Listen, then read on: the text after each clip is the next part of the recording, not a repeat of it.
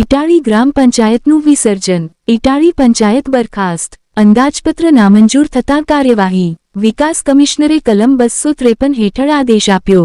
5 સામે 4 મતે બજેટ નામંજૂર કરાયું. 4 બેઠકો છતાં બજેટ પસાર ન થયું. કારણદર્શક નોટિસ બાદ પણ વિવાદ ઉકેલાયો નહીં. અંદાજપત્ર ન થતાં વિકાસ કામો અટકી પડ્યા.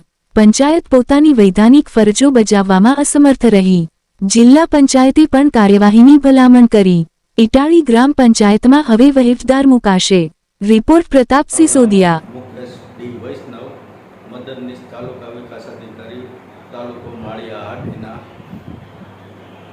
ઇટાળી ગ્રામ પંચાયત સુપરસીડ વિશે જણાવવાનું કે ગુજરાત પંચાયત અધિનિયમ 1993 અન્વયે ગ્રામ પંચાયતને અંદાજપત્ર તૈયાર કરી 15 ડિસેમ્બર સુધીમાં તાલુકા પંચાયત કચેરીને મોકલવાની જોગવાઈ થયેલ છે.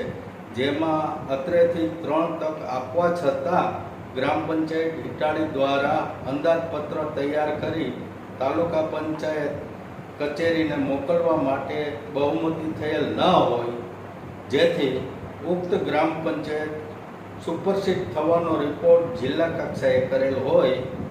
જિલ્લા કક્ષાએથી વિકાસ કમિશનર સાહેબને રિપોર્ટ કરવામાં આવેલ હોય.